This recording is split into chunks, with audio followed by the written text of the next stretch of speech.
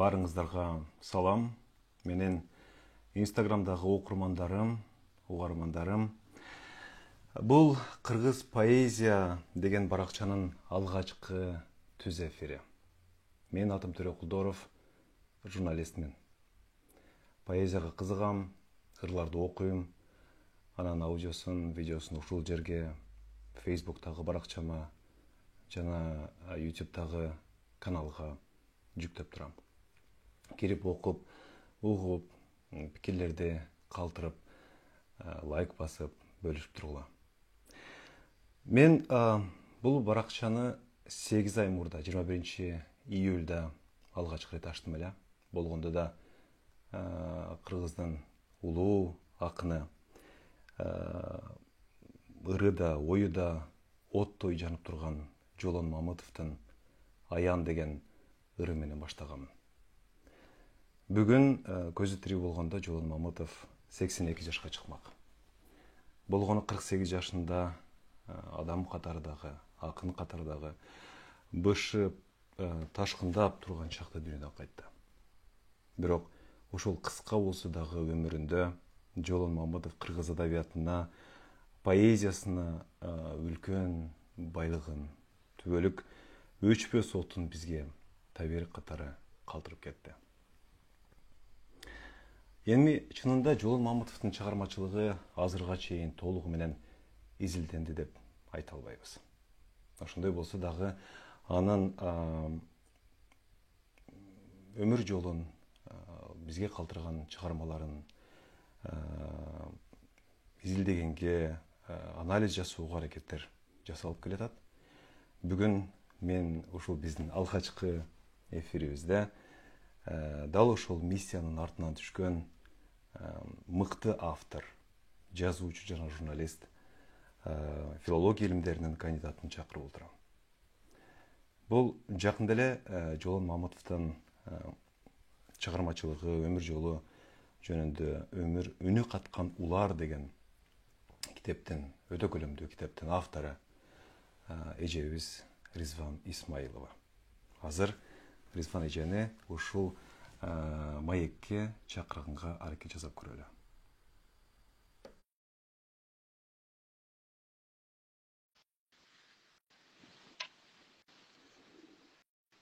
Азыр Ризван эже бизге кошулат.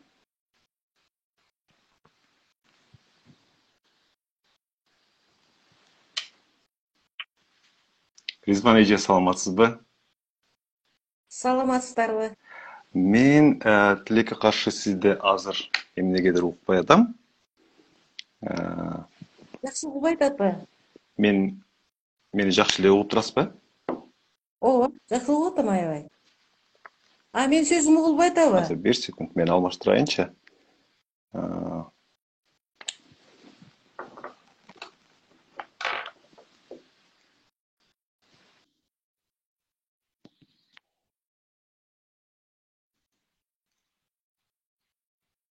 Мен угармандарымдан кечирим сурайм, Ризван эже сизден да кечирим сурайм.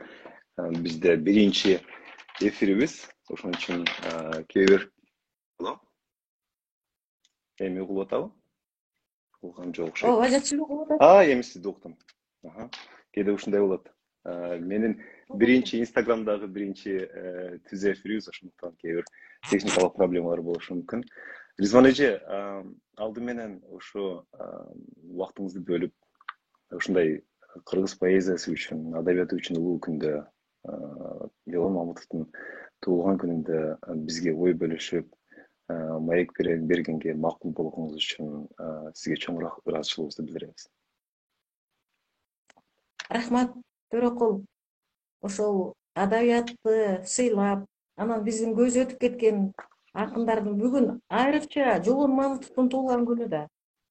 Ошол кишинин урматына атайын ушундай түз эфир уюштурганыңа мен абдан чоң ыраазычылыгымды билдирем. Ал киши көз өткөн менен анын поэзиясы жашап атат, экинчи өмүрүн жашап атпайбы? Туура айтасыз. Дал ошол Жолон Мамытовдун жалпы чыгармачылыгы жөнүндө, анын адам катары сапаттары жөнүндө сүйлөшүп, ырларын окуп, алдыдагы 1 саатта кеңири сиз менен баарлашалы деп турабыз. Жалпы угармандарга айта кетейин, силер дагы кошулсаңар болот. Бизге суроолорду бергиле, мына Ризван эжеге чатта суроолорду калтырсаңыздар болот. Анан эгер биздин эфирге кошулуп, Ризван эжеге пикир айтам дегендер болсо, же Жолон Мамытов жөнүндө пикир айтам дегендер болсо, ошол эфирге кошулууга запрос жиберсеңер дагы кабыл алабыз. Демек, Ризван эже, мында сизге алты менен мындай суроо бергим келип турат да. Сиз бул улуу акындын чыгармачылыгын кечээ эле изилдеп баштаган жоксуз. Алгач Пенинсуда жүргөнүңүздө, ошол 3-курс болсоңуз керек. Ошол кезде мына 24 жыл мурда экен, 1998-жылы Жолон Мамытовдун поэзиясы деген алгачкы китебиңиз чыккан. Ага чейин мен билгениме караганда, Пенинсуда жүргөнүңүздө ошол суунун өмүрү деген китебиң боюнча сиз доклад дагы жасагансыз. Мына суунун өмүрүн мен атайын сизге камдап да койдум бул жерге. Доклад да жасагансыз. Ошол Жолон Мамытовдун чыгармачылыгы менен таанышуу сиз үчүн өтө эрте башталган. Анан 2001-жылы эпикалык чабыттар деген китебиңизди чыгардыңыз. Ал жерде ошол Жолон Мамытовдун поэмаларына анализ жасагансыз. Мына эми былтыр үнү каткан Улар деген дейлик 500 беттик өтө көлөмдүү, анан өтө терең Жолон Мамытовдун чыгармачылыгын, анын адам катары сапатын ар тараптан караганга аракет жасаган чоң эмгегиңиз жарык көрдү.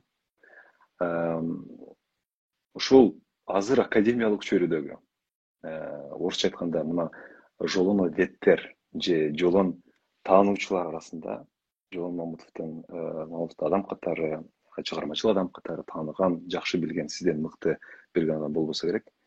Ошон үчүн суроо, сиз тааный алдыңызбы Жолонду? Абдан оор суроо бул суроо. Оор деп айткан себебим, Жолон Мамытов бар болгону 48 жыл өмүр сүрүптүр да. Анан 48 жылдын ичинде бул киши эбейсиз бир чоң эмгек калтырып кетти да. Кыргыз поэзиясын бир жаңы бийиктикке көтөрдү бул кишичи. Анан ошонун ар бир кырлары азыр бул кишини ар тараптан асса жарашат да. Мен эле ачып койдум деп айткандан алысмын. Ал бул кишинин көп тарабы ачыла элек азырчы. Мына жөн эле айтканда, балдардын акыны катары, радио журналист катары, публицист катары ачыла элек. Анан эң башкысы бул кишинин поэмаларына мындай бир терең талданып, анан поэмаларынын жаралыш тагдыры кандай болду, поэмалары кайсы деңгээлге көтөрүлө алды, ошол жолон лирик Жолон Мамытов менен эпик Жолон Мамытовдун деңгээли кандай болду, кимиси бийигирээк турат, кимиси тиги төмөнүрөөк турат, же экөө тең тайлаша алабы? Анан тигили ошол кыргыздын улуттук немесине, тиги адабиятына, казынасына бул кишинин драмалары канчалык даражада неме кылып алды, салым кошо алды деген маселелер турат да. Буларды да кара терең, маселен орустар Түт жети кандай бир ыры менен эле бир ырына кандай чоң эмгектерди арнап атышат. Бул поэзиянын керемети ушунда болуш керек. Поэзия улам мезгил өткөн сайын мезгилдин көзү менен окулат да. Мезгилдин көзү ошол кишинин деңгээли, ошол кишинин жан дүйнөсүнө жараша окулат, ошого жараша ачылып отурат да. Аны ар ким өзүнө жараша, өзүнүн деңгээлине жараша ачат. Сиз кайсыл деңгээлде ошол мисалы азыр эпик Жолонду же лирик Жолонду деп баса белгилеп айтып өттүңүз. Ошол китепте да ошого көбүрөөк басым жасалып турат китебиңизде. Сиз кандай тааный алдыңыз өзүңүз ошол Жолонду? Кайсы жагынан лирик акын күчтүүрөөк бекен же эпик акын Жолонду күчтүүрөөк бекен? Аябай туура. Тиги мен эпик Жолон Мамытов менен лирик Жолон Мамытовду салыштырып көрүп, анан окурмандарга өзүнүн таразасына койдум да. Ал бирок ошончолук деңгээлде жанагы мүмкүнчүлүккө жараша, анан азыр эми китепти көп окубай калды да, китепти окуган киши жок. Жанагы адабият изилдөөчүлөр, сынчылар дегеле адабиятчылар бир сөзгө деле өтө чоң маани берип, өтө казып изилдешет да. Биз ушул нерседен калып калдык. Себеби азыр окубайт деп эле мындай бир буйдалап салып туруп изилдегенге өтүп калдык да. Мен ушуну көп байкадым. Себеби китеп чыгарып атканда да ушуну айтышты. Ушундай чоң китепти эч ким окубайт деп. Жок. Эми Кудай буйруса, кимге керек болсо, кимге кызык болсо, себеби заман ушинтип эле тиги техниканын арымы менен кете бербесе керек. Барыбыр адам өзүнүн жан дүйнөсүнө жакын нерселерге кайтып келет да. Поэзиянын керемети ошол. Азыр эмне үчүн антикалык адабият окулат, мисалы үчүнчү, абдан казы окулат, ошол сыяктуу деп ойлойм да. Мен ошону тиги мүмкүн болушунча лирик акынга көбүрөөк талдаганга аракет жасадым. Эпик катары мен Жолон Мамытовду ошол даражада тиги өзүмдүн ойлорумду айтып бергенге үлгүргөн да жокмун. Ондай драмалар эле талдалып кетти. Анын Мезгилдин элеси деген фантазмагориялык чыгармасы бар да. Ушу мезгилди токтотуп турса болобу, тегили мезгилди токтотконго мүмкүнбү деген ушундай бир кызык ойлор жашаган бул кишигедечи. Мезгилди токтотууну каалаган акын. Мындайча айтканда, акындар өзү кыялкеч болушат, бирок алар жөндөн жөн кыялданбайт да. Ошол сыяктуу да.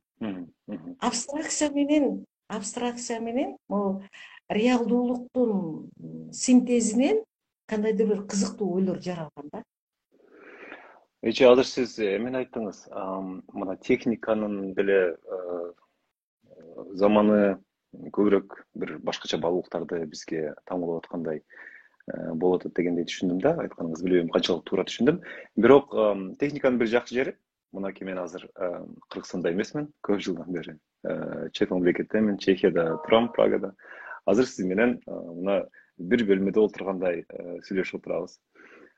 Бирок анын жаман жери Кыргызстандагы ошол кайнап аткан акындардын чөйрөсүнөн бир аз алыс болуп калат экенсиң. Интернеттен гана көрөбүз. Анан өзүңүз бир интервьюңузда белгилеп өттүңүз. Ошол жалпы публикага чыгып аткан акын жашоодо да ушинтип жашай алабы дегендей. Мен түшүнгөндөн, сиздин буга чейинки интервьюларыңыздан түшүнгөндөй, Жолон ошондой адам болгон окшойт. Ырларында кандай болсо, жашоодо деле өзү ошондой. Туура эле мен түшүндүмбү? Ооба. Мен ал кишинин көзүн көргөн жокмун. Бирок ошол изилдеп жүргөндө ал кишинин достору, айрыкча жакын билген кишилердин баардыгы, анын замандаштары, туугандары бул кишинин бир адамгерчилигин өзгөчө баалашат да. Мындай жөнөкөйлүгүн, баарына тегиздигин. Анан отурганда дагы кимдир бирөөлөрдүн жанагы, эми азыр пендебиз да, кимдир бирөөлөрдүн байлыгы, кызматы ал киши үчүн мааниге ээ болбогон да. Анан тиги ырларында кандай күйүп бышып, мындай чынчылдыкты, адилеттүүлүктү, жөнөкөйлүктү жазса, ошол өзүнүн турмушунда, өзүнүн ошол пендечилик турмушунда да ошондой жашап өткөн деп айтышат да. Муну баары дээрлик көпчүлүктөр ошондой деп айтат да. Таарынган кишилери деле бул киши деле пенде да. Кимдир бирөөнү таарынткан, кимдир бирөөгө сөз берип коюп айткарбай койгон, ушундай болгон да. Бирок баары бир ушул адамгерчилигин, жөнөкөйлүгүн биринчи планга коюшат да. Ушунчалык бир табиятка жакындыгын, адамдарды сүйгөн да. Адамдарды сүйүүдөн калып, азыркы айрым эмес, көпчүлүгүбүз адамдарды сүйүүдөн калып ушундай деградацияга, мындай жан дүйнөнүн деградациясына кабылып турабыз азырчы. Биз адамды мындай бир шаар менен, бир массалык бир, жана орустар айтмакчы, толпа менен жашаганга көндүк да.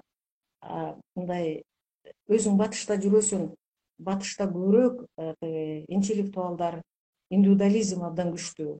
Биз кыргыз чөйрөсүндө, тиги улуттук биздин чөйрөдө көбүнчө жамаат, коллективизм абдан күчтүү. Биз эл эмне дейт деп коюп жашайбыз да. Ал эмне деп айтып коет, мен жөнүндө эмне дейт деп. Ошондон да болсо керек. Бул адамдын жан дүйнөсү, адамдын дүйнө таанымы, анын деңгээлине жараша болот да. Ошон үчүн бул кишинин мындай пенде катары дагы, инсан катары дагы, акын катары дагы сөзү менен жан дүйнөсү төп келген деп айтышат, көп айтышты. Анан ошол анын адамдык сапаттары жөнүндө өнүк каткан улардан бир үзүндүлөрдү келтире кетесизби? Же өзүңүз окуп бересизби, эгер мүмкүн болсо? Кимдир бирөөнүн эскерүүсүнөн балким ошол жолондун адам катары ачып берген же аны ушундай инсан катары эскерген бөлүктөр болсо, анткени мен мисалы анын ичинде бир канча адамдыкын окудум ошол китебиңизден. Мисалы Миңди Мырзайылованын эскерүүсүнөн окудум. Ал бирок көбүрөөк мен түшүнгөндөн ушул акын катары сүрөттөгөндөй болду. Кээ бир учурда дагы бир туугандары, туушкандары мисалы үйгө келгенде эмне үчүн билбейм дейт, бир башкача болуп эле кобурап бирдемелерди сүйлөп аткан экен, жерде отуруп менен сүйлөшкүсү келбейт деп, анан кийин Меңди жеңе айтты дейт, сен чыгып тур, агың бир ыр жазып атат дегендей кылып бир ушундай бир илхам келген учур окшойт. Ошондой бир кызыктуу эскелери бар экен. Бирок адам катары сиз айткандай жөнөкөйлүгү, ушундай адамгерчиликтүүлүгү тууралуу аябай эле көп угам да. Анан мен ошого интервьюлардан дагы угуп ушундай таң калып, анан бир чет ой келди. Андай болушу деле мүмкүн эмес, андай адам эмес эле периште го дегендейчи. Ырларында кандай болсо, жашоодо да ошондой болду дегенчи. Кандай бир эскерүүлөрдү сиз келтире кеттиңиз ошол китепте? Эми жанагы мен бир эле нерсени айтайын да, мына немеден жанагы биз азыр жаштарга айта албайбыз да, биз көңүл буруп атабыз, анан жардам берип атабыз деп.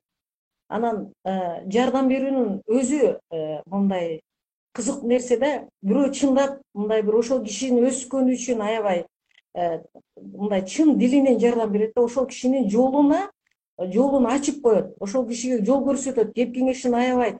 А керек болсо ырларын да чыгарып, кандайдыр бир анын мындай тепкичтик өсүүсүнө жардам берет. Ал эми кээ бирки тиги акын жазуучулар жөн эле мен ушинтип жардам берип атам, мен могуларды ушинтип эле ооз жүзүндө айтып койгондору көп экен.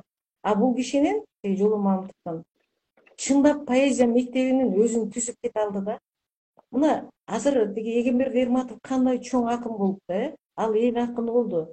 Ошол кишинин көчөт кезинен өстүрүп, анан мен мынаны мен абдан таң калдым да булардын жазышкан каттарыначы.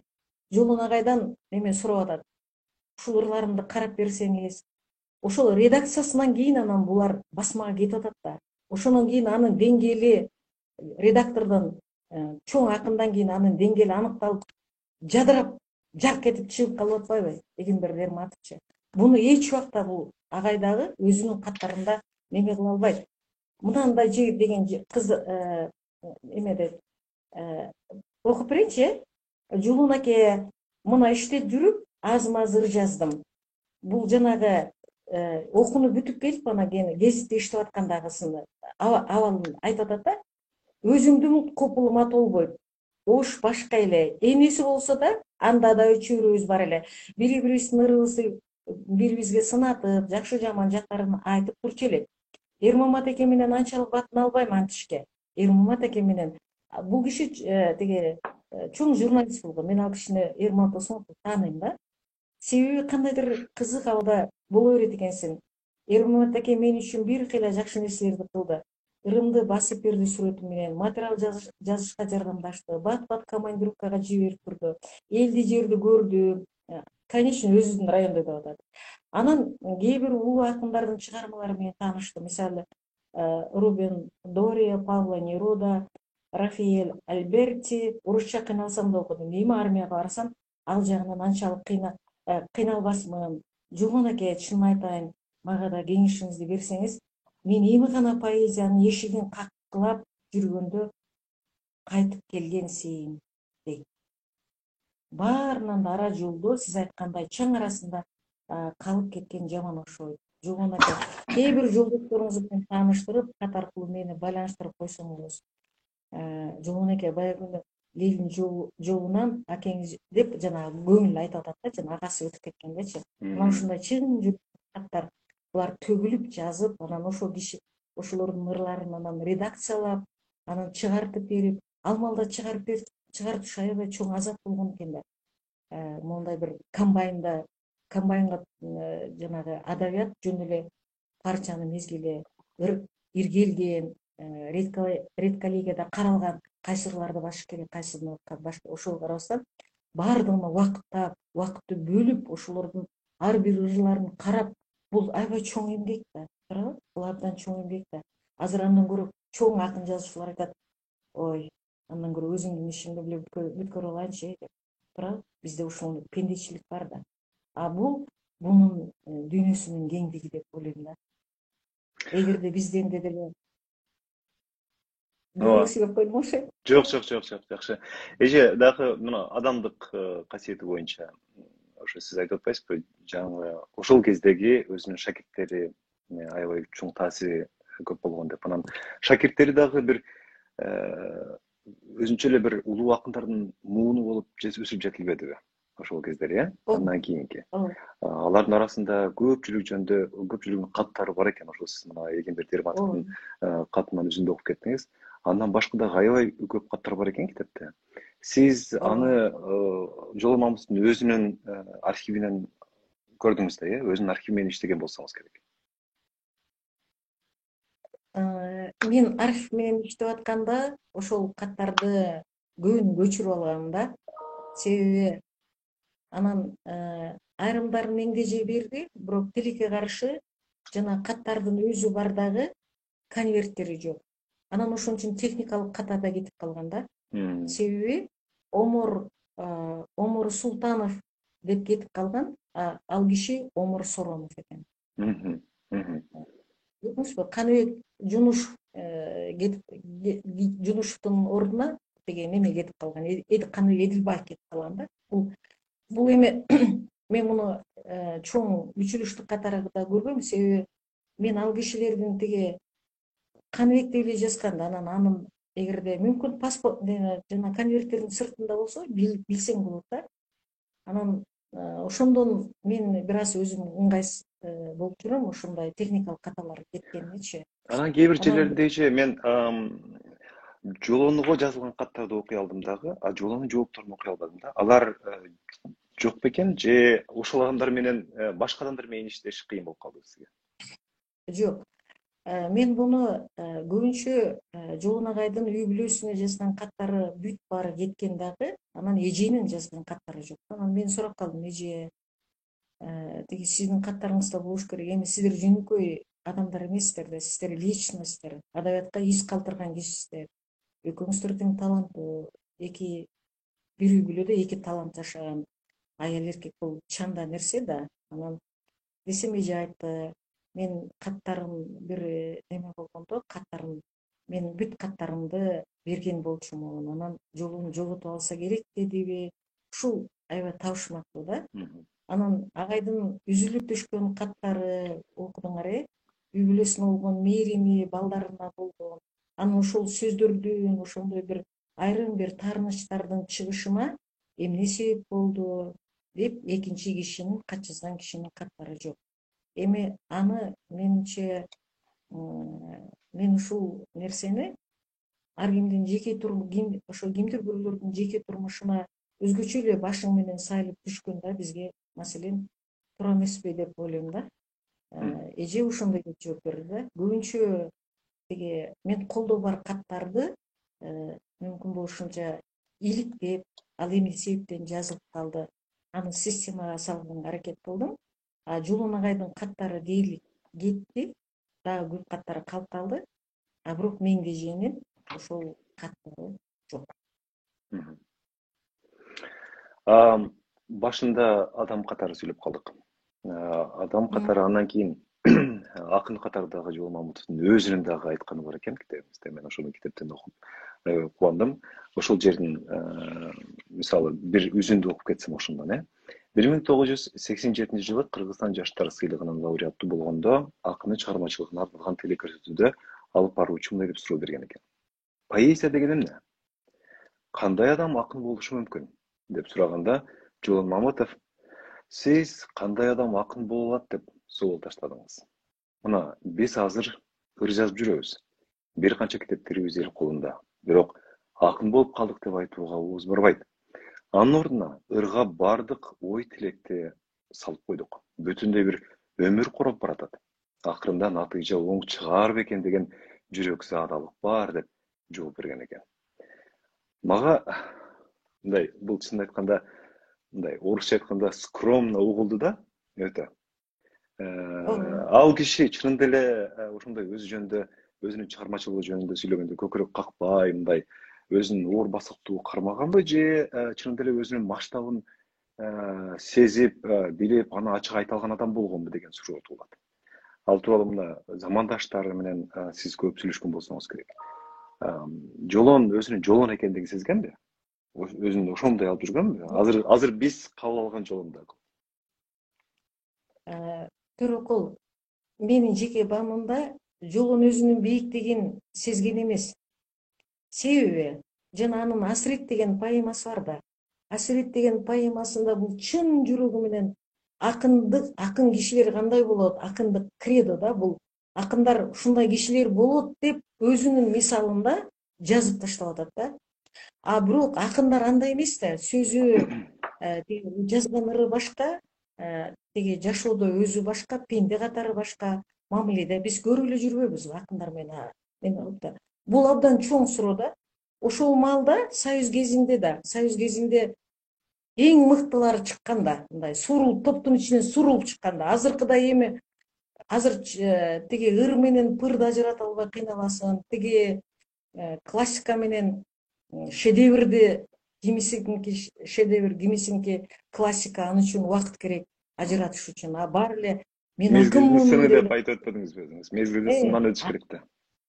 Ооба, мезгил ошентип туура айтасың, мезгил өзү тиги сынап берди, мезгил өзүнө кийин анан акын мына жылдан жылга мындай поэзиясынын өзүнүн ажары аябай ачылып, анан кубаты сезилип, анан ошол баягындай даанышмандай болуп, мезгил ошо өзүнүн алдын ала көрө билип, мына Скайлеп сыныктары деп мен ушуга эле таң калам да. Скайлеп сыныктарына кандай сыр сана чегет, Скайлеп келсе мүмкүн бир талаада иштеп аткан дыйканга тийбей деп. Ушундай эле болду мына биздеги пандемия. Мен ушуну айта берем да. Биздеги пандемияны эч ким күтпөйт эмес да. Ушундай келди. Адамзат бир угударылып алгандай болду да. А бул көрсө адам өзүнүн жан дүйнөсү, курчап турган чөйрө эмнени каалайт? Көрсө ошол жердин дагы үнүн уга билишке, жаратылыштын дагы тиги сырын тарта билишке, жаратылыш менен дагы мамур жумур жашаганга бизге мезгил келиптир да. Анан кечке эле мага деп эле анан көзү тойбостуктун кесепети болуп атат да. Мына бүт баардыгы цивилизациянын оң терс жактарын аябай тартып атпайбызбы? Техника бул жакшы, жана айтып атпайсыңбы? А бирок техника бул башка өзүң көрүп жүрөсүң, техниканы көбүрөөк турмуш шарттагы жанагы тиричиликке керектүү нерселерди жеңилдетүү максатында колдонушат. Бизге окшоп азыр жаштар отуруп калды да, кирип тиги неме менен дос болуп калды. Интернет менен өмүрүнүн көпчүлүк бөлүгүн ошол менен өткөрүп жиберип атат. Анда ал качан өзүнчө дүйнөнү таанып, өзүнүн оюн, өзүнүн жан дүйнөсүн бардыр арасында. Бирок биз мезгилдегидей интеллектуалдарды биз кантип даярдай алабыз, кантип чыгара алабыз?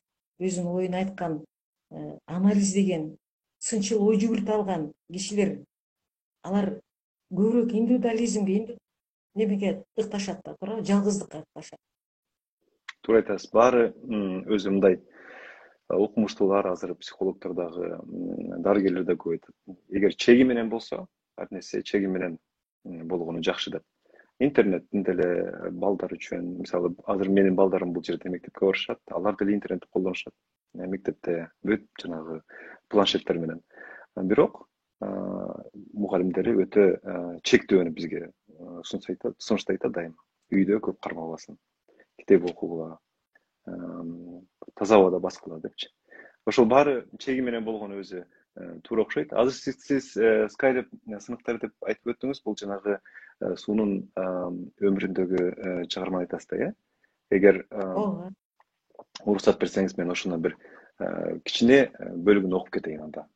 биздин угармандарга түшүнүктүү болсун. Поэтикалык комментарий. Америкалык Skylab орбиталык станциясынын жерге кайсы мезгилде кулап түшөөрүн Аэронавтика жана космос мейкиндигин изилдөө боюнча улуттук башкармасы НАСА алгачкы рет тагыраак билдирди. Бул окуя НАСАнын айтуусу боюнча 79-жылдын 11-июлунда Гринвич убактысы боюнча 20 саат 30 мүнөттө болот. Бирок НАСАнын окумуштуулары Skylab'дын сыныктары жер шарынын кайсы конкреттүү районуна түшөөрүн так көрсөтүп, ачык айта албай тургандыктарын кабарлашты. Ушундай дейт, бул Рейтерде чыккан маалымат экен. Эми Жолондун Рейтер агентствосу эми Жолондун өзүнүн жазганы. Skylab'дын сыныктары кайда түшөт? Ушул бүгүн бүт жер шары аны күтөт. Бүт жер шары аны күтөт. Дымып каны кайда түшөт? Skylab'дын сыныктары. Ушинетип темир жамгыр башка жайбы? Тандаса экен адамсыз, башка жайды. Уккан кулак аны күтөт. Дымып каны кайда түшөт? Skylab'дын сыныктары. Ким суук алат? Кимдир жапа тартат эми? Бул шумдугун кай шордууну жанчат эми? Зуулап келет. Деги кимди курутканы эртең түшөөр? Skylab'дын сыныктары. Бул эми бир кыска эле бөлүгү. Мен толук окуй эле коеюн. Бирок ушул сиз айткан ойду чынында берген жанагы бир жалпы аламат болгону жатат дегендей, Ошондой аламат жанында эгер жерден жарака кетсе акындын жүрөгүнөн өтөт деген ушул афоризмге абдан неме келет да. Себеби акындар башка кишилерге караганда ушундай аламатты же болбосо кырсык сыяктуу жаратылыштан ар кандай немелерин оор кабылдайт да. Акын ошон үчүн акын ал мындай жөнөкөй эле бир болуптур да деп айта албайт да. Мына ошону ал поэтикага ырга айландырып, сонун кылып туруп Skylab сыныктарын берип таштабады. Аны окуп туруп анан адам селт этет да. Ооба. Эже анан дагы бир нерсени айтып өттүңүз, жана СССР учурундагы акындар жөнүндө. Өзү чын деле Маматовдун учуру кыргыз поэзиясынын эң эле гүлдөп турган учурундай көрүнөт да. Азыркы көз менен караганда. Балким кийинчерээк өзгөрөр, биздин муундан да жакшы акындар чыкса. Бирок азырынча ошондой көрүнөт. Мен эми мына 20-жы кылымдагы же ага чейинки элдик ооз-эки чыгармачылык же ошол кездеги акындардын жөнүндө айткан жокмун албетте. Андан кийинки өзүбүздүн жазма адабият пайда болгондон кийинки учурда айтып атам да. Буга эмне себеп болду деп ойлойсуз? Мына Маматов менен кошо поэзияда бир мындай үлкөн топ, өзүнчө эле бир мыкты акындардын плеядасы дейли, ушундай пайда болуп келгендей болду. Буга сиздин оюңузча ошол кездеги СССР кантке менен баары бир тоталитардык режим болуп турду, жабык болуп турдук биз ааламдан, ошол себеп болду ошондой саясий кырдаал, же андай кырдаал бир гана Кыргызстан эмес, башка дагы союздук элдерде болдубу? Алардын бири менен мамилеси таасир эттиби? Же бир ааламдан түшкөн, асмандан түшкөн бирдеме болдубу ошол кезде? Бир четип карасаң, кыргыз киносу деле гүлдөп өскөн, кыргыз чудасы деп атап жүрөбүз. Эмне болгон эле ошол мезгилде? Союздун кезинде эми жанагы калп айтканда болбойт да. Союздун кезинде гезиттердин дээрлик бардыгы ошол борбордук комитеттин же болбосо областтык партиялык комитеттин органдары болгон да, сөзсүз түрдө көзөмөл болгон, моуну жазгыла, аны жазгыла деген. Бирок ошонун ичинде мындай поэзия деп, чыныгы поэзияны жаратам деген ушу Жолон Маматов сыяктуу акындар, алар өзүнүн жан дүйнөсүндөгү нерселерди ошол эми жан дүйнөсүндөгү нерселер бул турмуш менен дал келиш керек да, турмуш менен айкалыш керек, ал турмуштан алыш керек. Мына ошолорго өздөрүнүн ойлорун, өздөрүнүн жан дүйнөсүн төгүп берип, поэзиянын мыкты үлгүлөрүн жаратып коюшту да. Бирок ошол менен катары алар ошол эми көзөмөлдөн, ошол багыттан чыга алган эмес. Эң жакшы жери ошол багытка байланып, баягы партияны ырда десе биротоло партияны ырдап отуруп калбады. Ленинди ырда десе биротоло Ленинди. Себеби алардын баардыгы мезгил менен кошо кетип калды. Азыр алар бир убактылуу нерселердей болуп калды. Поэзиянын өзү миссиясы бул түбөлүктүү кала турган түбөлүктүү оокат жөнүндөгү, түбөлүктүү бир баалуулуктар жөнүндөгү эме да туурабы, поэзиянын өзүнүн миссиясы бар. Бул муну сөз менен да түшүндүрүш кыйын. Бул жан дүйнөнүн абалдарын чагылткан нерсе да, туурабы. Ошон үчүн анан бири биринен мыкты акындар чыкты. Булар атаңдашып иштешти да. Атаңдашып иштешти. Анан тиги буларга эң жакшы шарттар да түзүлдү. Ошону айтпай койсо болот. Себеби жазуучулардын үйлөрү болду. Тиги немеге жазуучуларды эс алдырып турду, гонорар төлөп берди калематка. Азыр андай нерсе жок. Ошон үчүн баягы биздин азыркы сабатсыздык, азыркы мындай бир мындай аралашып калгандын өзү дагы ушул нерсеге түздөн түз алып келди да. Себеби жазуучуларды өзүңөрдүн күнүңөрдү көргүлө деди, идеология эмне болду да. Азыр каякка карап кетип атабыз, эмнени багытыбыз кайсы. Ошон үчүн эгерде рас кайсы башкаруунун формасы болбосун, идеология кандай болуш керек? Идеологияда улуттук баалуулуктар, ушул улуттук баалуулукту жаратуучу акын жазуучулардын ролу кандай болуш керек? Алардын миссиясы кандай болуш керек? Баары бир буга маани бериш керек экен да. Мен ушуну калдым. Тиги мыкты жазуу азыр эми тиги батышта көрүп атасың, тиги кандай адабий багыттар бар, сюрреализм, ой, постмодернизм. Бизде ушулар барбы, метатекст бизде барбы азыр ушулардын баары? Биз ошон үчүн алар биротоло эркиндикти, алар руханий эркиндик менен жан дүйнөнүн эркиндиктин журулуштура алып ошондой нерселерди жарата алды.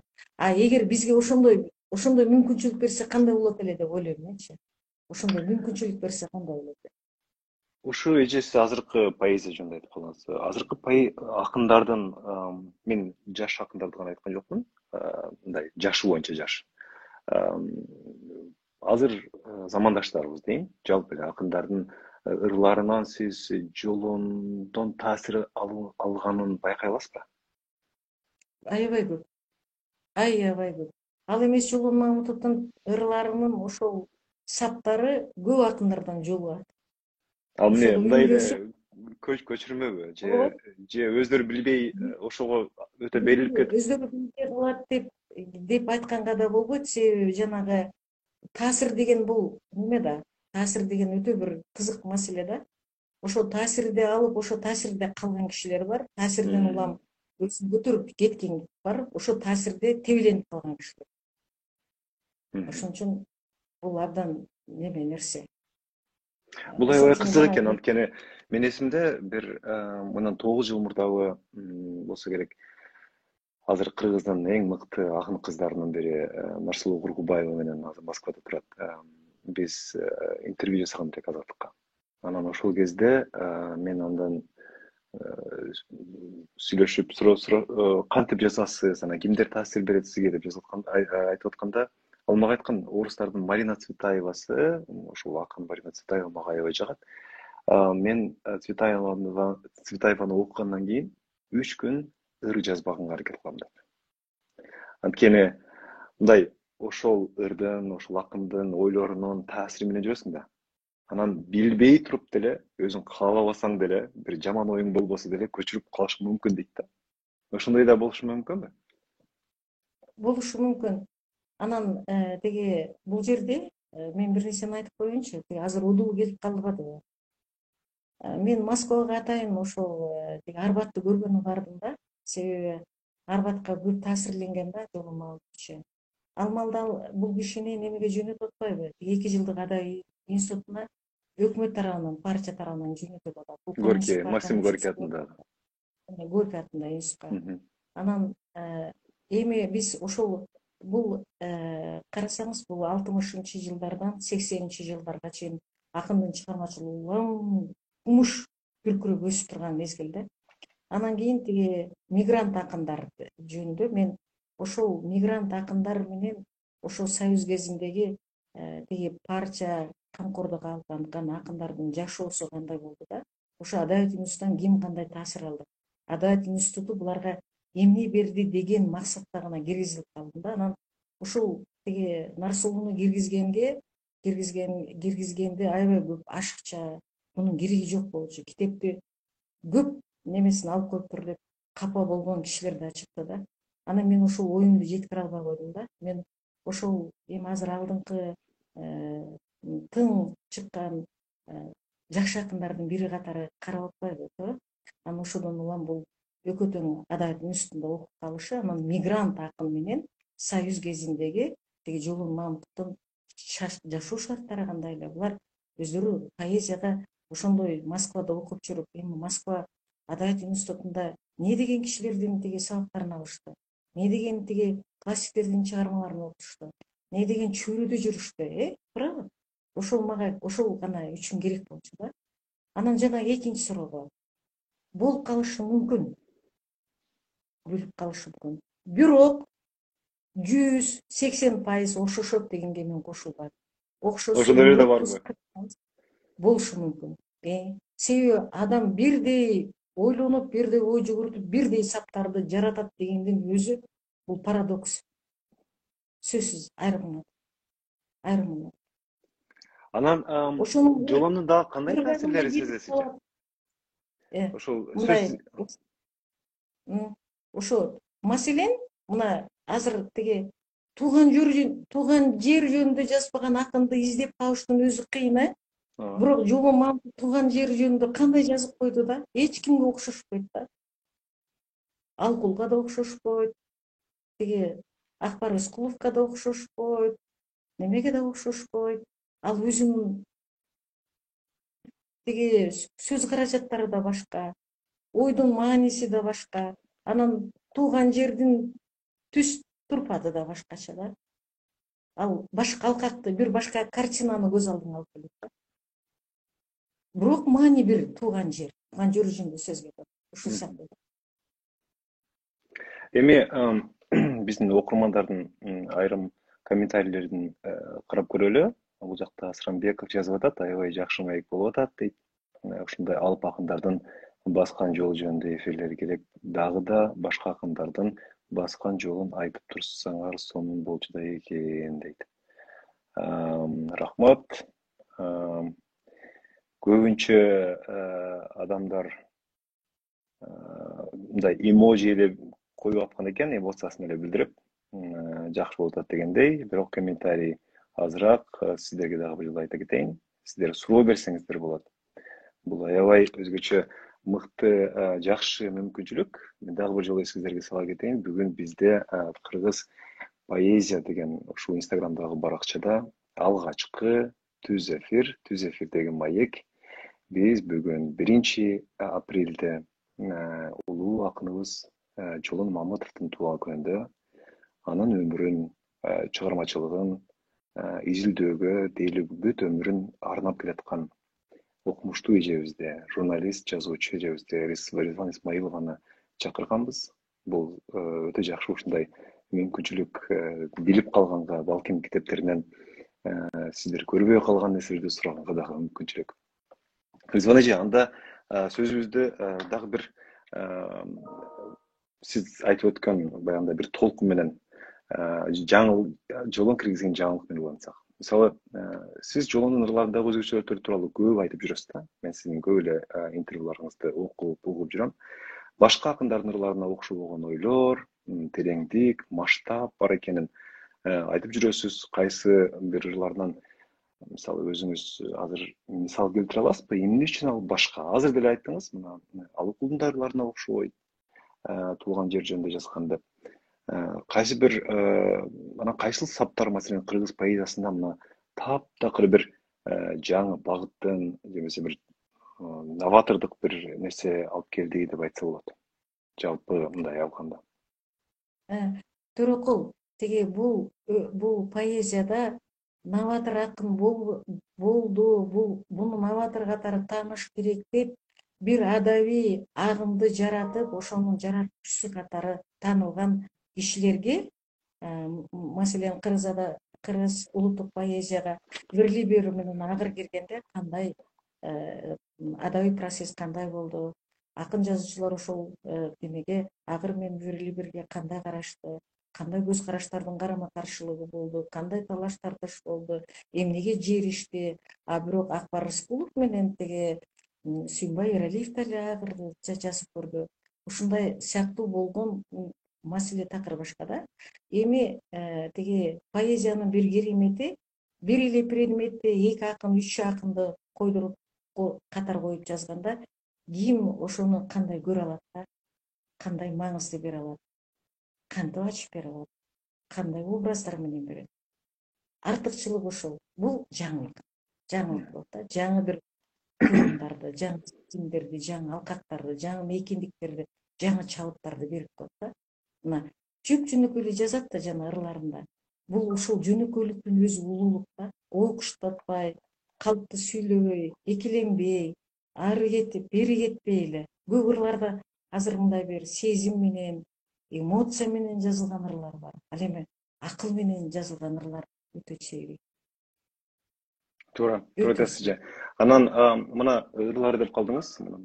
Жалпы адамзат баалуулуктары тууралуу ырларга башка акындарда кездешпегенин мен ошондон байкайм да. Мисалы эми азырынча мен көп азыркы акындар менен салыштырып аларды сындагандай болуп кетпейин, бирок тереңдик, чексиздик тууралуу ошол Жолон Мамытовдун ырларынан көп көрсө болот. Ошолордун бирин окуп берсем эгер мүмкүн, эгер уруксат берсеңиз, сиз өзүңүз жакшы көргөн ушул суунун өмүрүнөн. Жер өсөт жааган жылдыз эсебинен, ай күндүн алмашылган кезегинен, кыртышка сиңген суулар көккө чыгат, атылып дарактардын өзөгүнөн. Жашоого сезимибиз канат болуп, жүрөккө тирүүлүктүн мээри толуп, дарактар арасында күн өтөйбүз, биз жерде басып жүргөн дарак болуп. Сынбасын арамзадан көңүл чөгүп, күн турсун күн жүрүштөн нурун төгүп, адам да бүрдөөрүнө ишенишсин бүрдөгөн кезибизди элтер көрүп. Жер өссүн жааган жылдыз эсебинен, ай күндүн алмашылган кезегинен, кыртышка сиңген суулар көккө чыксын, атылып дарактардын өзөгүнөн. Ушундай керемет заттар жазган экен. Абдан ырларында элек көбүндө ушундай уютулган ойлор бар да. Жөн эле мындай көлкүлдөп турат, салмактуу. Ал мезгил өткөн сайын ошол мезгил өзү ошол ырларды көтөрүп атат да. А эгерде ошол жеңил желпи жазылып калганда, мүмкүн биз бүгүн сөз кылып отурбасак керек эле да. Рахмат эже. Анан дагы бир суроо түшүп атат. Ислам Доровдон: Жолонду бир сөз менен сүрөттөөчү болсоңуз, ал кайсыл сөз болмок эле дейт. Мен акын деген атты өтө корком, өтө урмат кылам. Акын дегенди менин немемде, менин жан дүйнөмдө бул акын деген өзгөчө бийиктикте турат да. Ошон үчүн акын, Жолон акын. Ошол. Анан 1000 жылдан кийин дагы канча кылымдардан кийин азыркы не деген акындар, азыр көкүрөк кагып орден медалдарга көкүрөгү толгон акындардан Кудай билет канча сат калат. Ошон үчүн мезгилден улуу өткөн сынчы жок да, мезгилден өткөн. Менден мыкты изилдеп, менден мыкты талдаган адабиятчылар чыгып, бардыгын жанагы булактын көзүн ачкан сыяктуу ачып берип коет дейинчи. Себеби ошол доордун, ошол мезгилдин көзү менен карашат. Анан момундай сыйлык алды эле, булардын баардыгы жөн эле неме. Кийин сыйлыгын эч ким деле айтпайт. Азыр эмне Байрондун сыйлыгын айтып атат, Гечонун сыйлыгын сурап атышат. Гечо кандай ырлар жазган. Гечо бул неменин табияттын сыйкырчысы да. Табиятты кандай ырлап коет, табияттагы көрүнүштөр кандай болсо. Туура айтасыз. Эми азыр сиз улантасызбы Жолонун чыгармачылыгын изилдөөнү же башка акынга көчөсүзбү? Алдыдагы пландарыңыз кандай? Кудай буйруса, бул кишинин жанагы медитативдүү лирикасы бар да. Бул деген медитаттуу философиясы бар да. Ошол философиясынан өзүнчө бир чоң эмгек жаратса болот. Ал аны адам кеңири алкакка караш керек. Анан сүйүү лирикасы. Сүйүү лирикасы дагы эле мындай бир үстүрттөн каралып жүрөт да. Анан ошо ар бир ырлардын артында бир чоң формулалар, бир образдар, кимдир бирөөлөр жатат да. Анан азыр эми Пушкинден кандай иликтеп атышат, Лермонтовду кандай иликтеп коюшту орустарчы. Баары ордуна келет да. Мындай жалган менен чын экөө алышып, күрөшүп олтуруп, анан факты деген өзгөрө берсе болот да. Анан ырдын өзү, ооба, ырдын өзү бул турган турпаты менен объект, бул баалуулук, бул эстелик, анан эч нерсе кыла албайсың. Ошентип анан баары иргелип чыгып калат. Эже, мен сизге аягында бир суроо бергим келип турат. Бул эми сизге окумуштуу катары суроо, изилдөөчү катары. Акындардын турмушун изилдегенде ал эмнеси менен араланат экен деп ошону билгим келип турат да. Мисалы мен журналистмин, журналисттик жумушта бизде аябай фактыга кылдат мамиле жасайбыз. Эгер бир ойду берсек, же бир ситуацияны сүрөттөп берсек, анын жактоочулар болот, каршылаштар болот. Мисалы, чыгармачыл адамдын өмүрүн изилдегенде ошол канчалык мааниге ээ? Сиз жолонду сындап жүргөн учурунда, же сындаган, же анын чыгармачылыгына көңүлү тойбой, же мындай ушундай жүргөн адамдар менен да сүйлөшө алдыңызбы? Алардын ою эмнеде экен? Ооба. Мен бир акын менен сүйлөштүм, ошондо мени кызматка алам деп Кыргызстан маданиятында бөлүм башчысы болуп иштеп жүрүп, анан кийин өзүнүн досун алып койгон экен да кызматка. Аябай катуу мындай немеси көңүлү калып калган экен да. Мындай учурлар болот да. Анан кийин бул кызматка байланыштуу атпайбы? Өзү тиги акын жазуучулардын жан дүйнөсү менен жазган, ошо бизге осуяттап, бизге ушу үлгү боло турган ошол досмияларынын немесинде экөөнүн чындыгы менен мындай жасалмалуулугун таразалап алыш да өтө оор нерсе да. Ошон үчүн биз акындарды дүйнөдө көзү тирүүсүндө акын жазуучуларды кандай болсо адабиятка дал ошондой кылып калтырганга үйрөнүшүбүз керек. Бизди мактап атып эле тиги анын пендечилик жагын да билбей калабыз. Анын адам катары, кыскасы адабиятты идеалдаштыруудан бошотуш керек. Идеалдуу эч нерсе жок. Эч нерсе жок. Мына бул акындардын биз канча дүйнөлүк адабияттын кишилерин окуп атабыз. Ал пенде катары, адам катары, алданда кемчилик деп айткан бул тарткылык дейбизби? Мунун тагдырына жазылган нерсе, ошолордун мамилеси. Бизде баары эле кылка да, бир кылка. Чыныгы алардын жүзүн тааныш өтө оор турат да. Адабият ушуга азыр маани жасабаса, маселен жөнөкөй эле мисалы Мукай Элебаев менен тиги неменин чыныгы жүзүн Алы Тугунбаевдин киши катары, булар эми акын катары тааныды. Бирок инсан катары, ошо жаратуучу катары аларды тааный албадык да. Алар кандай кишилер болгон? Маселен, Лев Толстойду канчалык изилдеп, анын пенде катары, инсан катары деңгээлин орустар аныктап берип коюшпадыбы? Толстой кандай киши болгон, кандай иштерди аткарган, өзүнүн тирүүсүндө кимдер менен мамиле жасаган, аялы Софья Андреевна менен эмнеге мындай келише алышкан эмес? А бизде ошол нерсе барбы? Бизде жок, баары эле. Анан эгер эле болуп калса, соттошконго мен ушинтип жазып коюптур да деп сотко чуркап, же жанагындай немеге алып чыгып, коомчулукка алып чыгып, бир жактуу карап коет да. Булар жаратуучулар, жаратмандарга ошондой акыйкат эле мамиле жасалыш керек. Болгон эле мамиле жасалыш керек. Ошол дал ушул тууралуу идеалдаштыруу жөнүндө бир суроо түшүптүр. Идеалдаштыруу жөнүндө айтып кеттиңиз дейт. Жолондун пенделик кемтиги эмнеде болчу сиздин оюңузча дейт? Ал тиги менин жеке көз карашымда да эч кандай немеден мындай бир сыйлыктардан менге же айтат, Бул сыйлыктар аябай кеч берилген, элдин баары алып бүткөндөн кийин алган деп айтат да. Ал эми менин жеке бабымда 48 жашымда Ленин комсомол сыйлыгын Токто мамлекеттик сыйлыкты алыш бул чоң нерсе болгон.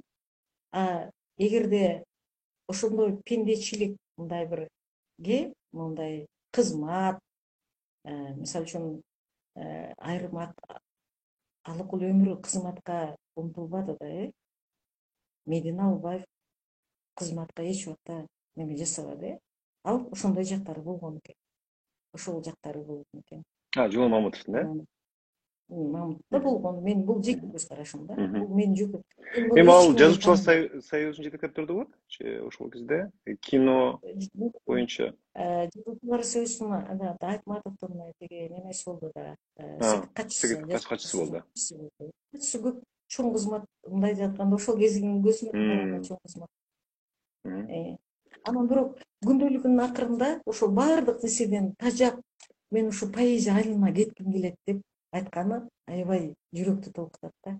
Себеби ал баары өзүнүн ордун ошо поэзиядан көрүп атат да. Эми ал ар кимге ар кандай көрүнсө керек. Карьера жасап, бир нерсеге умтулуу дегенчи. Балким ал кемчилик эместир. Азыркы баалуулуктар менен алып караганда ийгиликтүү адам деп айтабыз. Жок, биз ийгиликтүү адамдардын ийгилиги эмне да.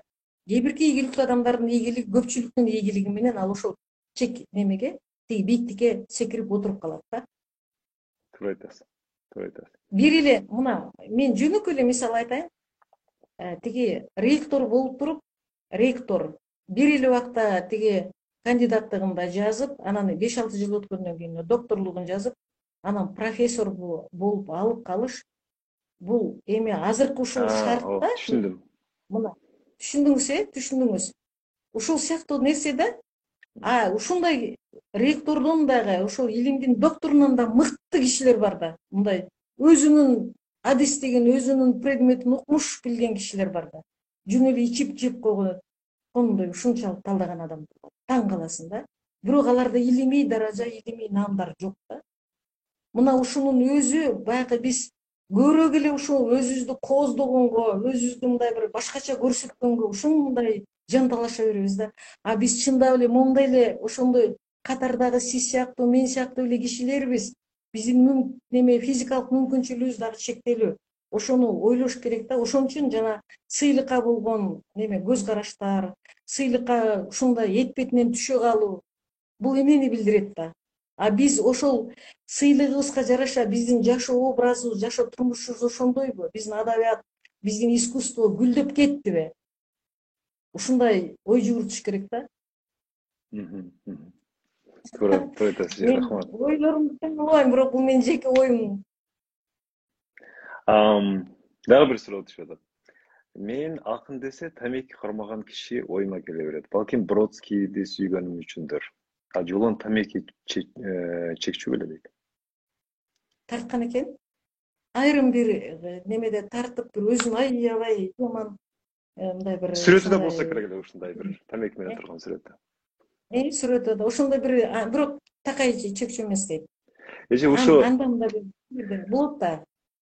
Ушу жеке адамдык эмес, эми жалпы эле бир ушул кездердеги сүрөттөр жөнүндө айтсак, мен интернеттен эмнегедир жолон өзү окуган ырларды таба албай койдум. Мындай аудиосунчу. Бир гана ЛТРдин кайсы бир жылы, бир былтырбы, андан мурдабы чыккан бир кичинекей бир репортаж бар экен. Ошол жерде кээ бир гана радиодо иштеп жүргөндө сүйлөгөн сөздөр бар экен. Бирок өзү отуруп алып, ыр окуп, ошол биздин алтын фонддо сакталган эмеспи ошолор? Мен ушундай сурап көрдүм. Ошол бир эле бир ыр окуганы ошол сакталып калыптыр да. Бирок бул киши ушул Оштун радиосун түптөгөн, негиздеген киши да. Ал эмес жанагы Оштогу радионун кытыгы бөлүмү бар эмеспи? Жана тамаша кылып, шарш марш кылып теги көрсөткөн, ушуларды дагы тамсил менен аралаштырып, ушул кишинин идеясы менен болгон да. Өзү диктор болгон. Анын үнү дагы укмуштай, мындай өтө жагымдуу болгон деп айтышат. Бар айтышат. Анан ырды ошол кыргыз акындардын ичинен эң мыкты өзүнүн ырларын жатка уккан бирден бир акын ушул деп Шабдан Абдрахмановдун оозунан мен уккам өзүм. А сиз өзүңүз уга алдыңызбы? Ошол бар бекен запистери? Жок, жок, жок. Мен Жоголуп ошол кетти ошондо. көрсөтүү жок, аны азыр сактап жүрүшөт. Менимче бир Эмнеге ошол аны эле мындай азыр дигиталдаштырып дегендей, азыр цифровизация болуп атпайбы бул жерде. Азыр мурдагы мындай пленкалар жоголуп кетип атат. Ошентип чыгарып койсо болбойбу YouTube'га? Жалпы бул эми жалпы элдик байлык да. Кыргыздын поэзиясынын байлыгы. Эмне үчүн ошону элден жашырыш керек дейм да. албетте. Бирок мен бир нерсени айткым келип атат, бул менин жеке журналисттик көз карашым да. Эгерде Кыргызстанда ар ким өзүнүн билген ишин иштеп, өзүнүн мүмкүнчүлүгүнө жараша, өзүнүн тандаган кесибине жараша иштеп, неме кылганда биз туура эле жолго бат көтөрүлөт элек. Бизде ушул жана кызматтык карьера деген, ушундай жерде чоң болуп иштейт деген ушул көз караштан, ушул нерседен чыга албай ооруп, анан ушул адабиятты деле ушундар менен неме кылып аралаштырып, ушул адабиятка да ушул оору жугуп акын жазуучуларга. Биз ушул абалда калдык окшойт деп көп ойлоном мен негедирчи. Ар ким өзү билген, өзү жүрөгү сүйгөн, өзү ошого натыйжа бере ала турган иштерди иштегенде, мүмкүн Кыргызстан ушундай акыбалда болбосо керек деп ойлойм да. Ушундай анда ушундай жакшы бир тилек менен сиз айткан жакшы нотада бүгүнкү маегибизди аны жыйынтыктайлычы. Бир саат болуптур баштаганыбызга. Аябай көз ачып чумган эле өтүп кетти. Угармандардын баарына рахмат. Анан эже ушул аягында айтып койсоңуз сиздин китепти, өнүк каткан ууларды биздин көрөрмандарыбыз, угармандарыбыз кайсыл жерден таба алат? Оштобу, Бишкектеби, кайсыл магазинден таба алат? Ооба. Бишкекте жана Нуска деген китеп дүкөнүндө бар. Анан Сонунго деген дагы бир тиги ошол Борбордук аянттын четирек жагында жаш студенттердин дүкөнү бар экен, ошолдо бар. Анан тиги биздин могу китеп кейжи деп Ошто китеп дүкөнү бар, ошондо бар. Анан мен абдан окурмандарыма өтө чоң ыраазычылык айтам. Жолон Мамытовду өтө жакшы көрүшөт экен, көп алышты, сурап көп алышты, мен ошого ыраазымын. Анан бир нерсени неме кылып коеюн, Жолон Мамытовдун өзүнүн күндөлүгүндө мындай жаза бар. Менин туулгандыгым так, бирок число так эмес. Апамдын айтуусуна караганда мен жамгыр жаап жаткан күнү төрөлгөн экенмин. Ошон үчүн 1-апрель деп мен өзүм жаздырып алганмын. Мени эч ким деле куттуктабайт, өзүм деле унутуп калам деген эмеси бар. Ушуга караганда ошол жамгыр жаап жаткан күнү мүмкүн мартта төрөлдү, мүмкүн 1-апрелде төрөлдү. Акындын төрөлгөн числосу так эмес да, бирок өзү мындай бир ошол күндө, ошол союз кезинде күлкү күнү деп анан алдамай күн деп айтып эме кылган үчүн дейт, мени эч ким деле куттуктабайт, мен өзүм деле унутуп калам деп жазган. Эже менде мындай сунуш бар да ушул боюнча. Мен күн сайын өзү негизи таң эртең өтө эрте туруп алам. Туруп алып, анан сөзсүз ыр окуйм да. Бул өзүнчө мен үчүн медитация. Анан мен бул жердеги кыргыз поэзиясын окуган адамдар да билет. Күн сайын ошол сторисимде бөлүшөм. Эмнени окуп атканымды. Анда менде ушундай сунуш бар. Жолон Мамытовдун так туулган күнүн билбесек, анда бүт жаз бою Жолонду окуп чыкпайлыбы? Күн сайын эртең менен. Сонун. Күн сайын ушундай бөлүшүп турабыз сүрөттөр менен. Сизге чоң рахмат эже. Мен угармандарга дагы бир жолу мындай эсине салып өтөйүн. Бүгүн 1-апрель. Эми азыр эми талаштуу суроо болуп калды, бирок Жолон Мамытовдун туулган күнү расмий түрдө. Эгер көзү тирүү болгондо бул улуу акыныбыз 82 жашка чыкмак экен. 48 жашында ушундай гүлдөп турган учурунда дүйнөдөн кайткан. Бүгүн биз ошол Жолон Мамытовдун чыгармачылыгы, адам катары, чыгармачыл инсан катары, акын катары канчалык азырга чейин бизге таасир этип атканы жөнүндө Кыргызстандагы мына жападан жалгыз Жолон таануучу деп толук айта алам. Ризван Исмаилова менен кеңири маек курдук. Эже, сизге чоң рахмат. Иштериңизге ийгилик. Анан жолундун туулган күнү ушундай ыйык арапа күнүнө туура келип атат. Жаткан жери жайлуу болсун. Сиздерге чоң рахмат баарыңыздарга. Мындан кийин бул записти ушул жерге да калтырабыз. YouTube'да да болот. Комментарий жазып, Ризван эженин китептерин окуңуздар. Чоң рахмат сиздерге. Рахмат Төрөкул. Аргенди үйүнүң дайыма жаңырып турсун улуудай. Рахмат эже. Чыгармачылык ийгилик каалайм. Рахмат. Жакшы калыңыз. Саламат бол.